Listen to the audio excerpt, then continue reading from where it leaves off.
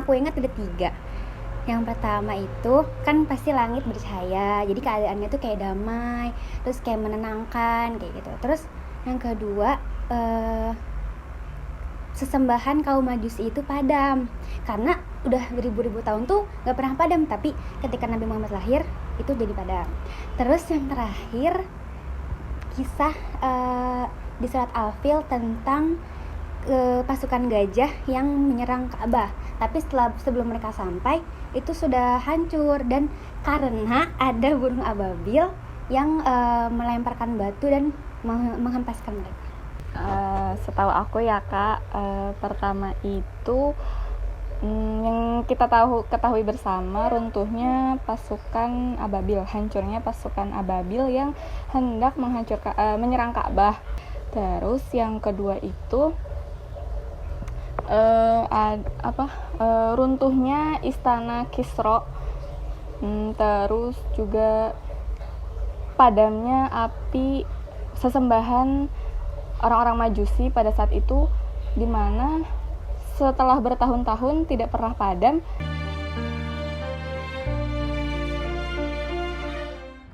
Pengorbanan dakwah Rasulullah tuh waktu itu ada yang banyak orang yang mendustakan ajaran Rasulullah kan, dengan terus juga dilempari batu, dilempari duri-duri di jalannya, terus juga dilempari kotoran, terus juga ada yang ingin membunuh Nabi tuh ngelempar batu dari atas. Nah itu aku pernah dengar itu. Terus juga yang menyuapi orang buta, padahal dia tuh sangat membenci Nabi gitu kan, tapi Nabi tuh dengan kuatnya telinganya tuh kebal banget gitu dengan omongan-omongan netizen gitu ya. Jadi kayak Masya Allah banget gitu. Kita kan mungkin ya kayak gitulah.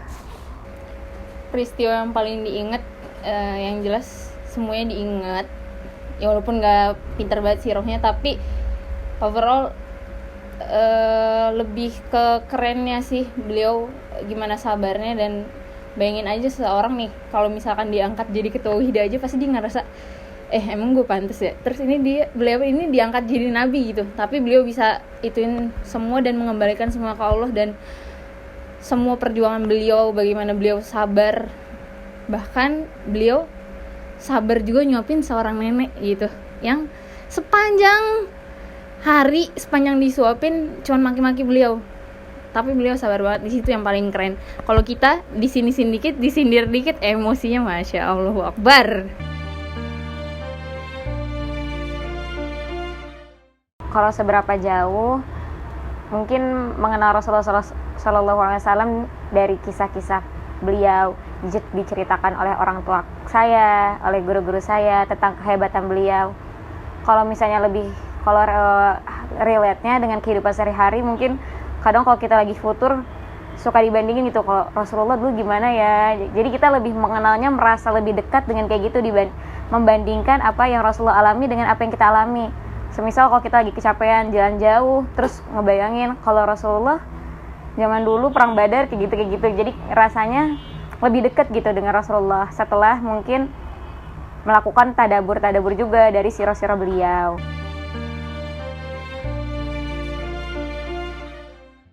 Jadi pada saat Rasulullah lahir di masyarakat Arab itu tuh mereka punya adat, kalau misalnya mereka punya bayi, saat bayi itu dibawa ke suatu kampung yang jauh dari Arab dengan tujuan, jauh dari Mekah dengan tujuan bisa terhindar dari wabah penyakit. Terus anak-anak mereka juga bisa belajar bahasa fusah, ya kan, sebagaimana bahasa Arab Baduy itu bahasa yang bagus gitu. Saat itu kakek beliau Abdul Muthalib itu meminta ke para wanita yang ada di Baduy gitu, untuk menyusui Nabi Muhammad gitu. Tapi banyak dari mereka yang menolak karena mereka tahu Nabi Muhammad itu anak yatim yang mana mereka nggak bisa dapat imbalan yang banyak gitu. Sampai ada satu wanita Baduy yang bernama Halimah gitu. Terus beliau belum dapat, sampai beliau juga bertekad gitu nggak bakalan pulang sebelum dapat hasil gitu. Di situ juga suaminya menguatkan Halimah, ya udah gitu, semoga dengan adanya Muhammad ini Allah tuh memberikan kebaikan kehidupan mereka gitu. Udah Dan pada masa itu, sebelum datangnya Nabi Muhammad, kehidupan Halimah, kampungnya kering, terus hewan-hewannya juga pada kurus, bahkan sampai nggak menghasilkan susu gitu. Tapi setelah beliau merawat Muhammad, menyusui Muhammad gitu, kampung beliau tuh seketika jadi berubah subur, terus hewan-hewannya dapat menyusui gitu kan.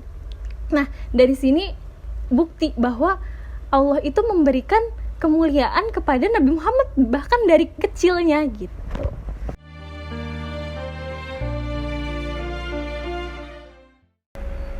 Minta syafaat itu aja. Mungkin pengen bilang apa ya, maafin aku gitu, maafin aku kalau misalnya jadi umat belum terlalu kuat, belum bisa ngikutin sunnah beliau dengan baik, belum bisa sekuat beliau, belum bisa menyebarkan Islam dengan baik, menjadi umat Islam seutuhnya atau pribadi yang baik. Mungkin pengen bilang minta maaf, semarindu banget gitu sama beliau, pengen rasanya bisa meluk beliau secara langsung. Itu aja sih. Aku kayaknya bakal nangis sih Kak, kayak terharu karena ya buat ketemu aja tuh alhamdulillah banget kayak gitu.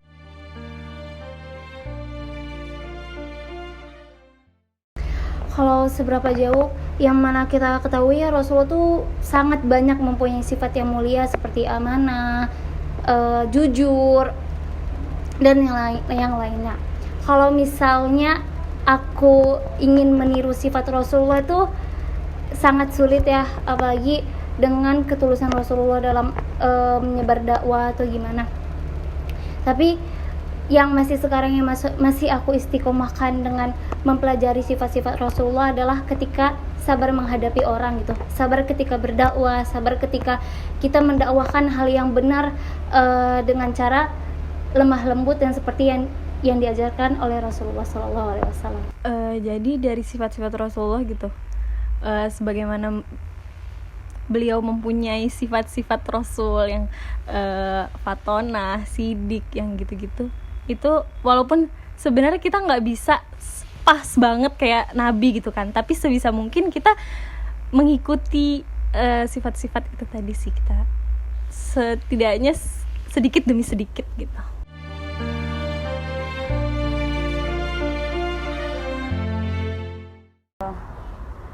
Rasa cinta aku kepada Rasulullah mungkin gak sebesar rasa cintanya Rasul kepada umat-umatnya ya, yang sampai ketika ingin meninggal tuh disebut kita umati gitu.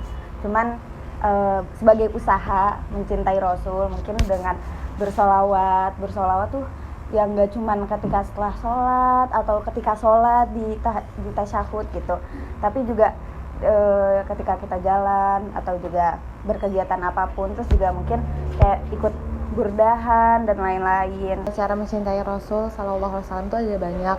Cuma kalau aku pribadi dengan terus berusaha membaca sirah beliau, mempelajari setiap kisah hidup beliau supaya bisa jadi solusi bagi permasalahan-permasalahan di kehidupan kita yang sekarang.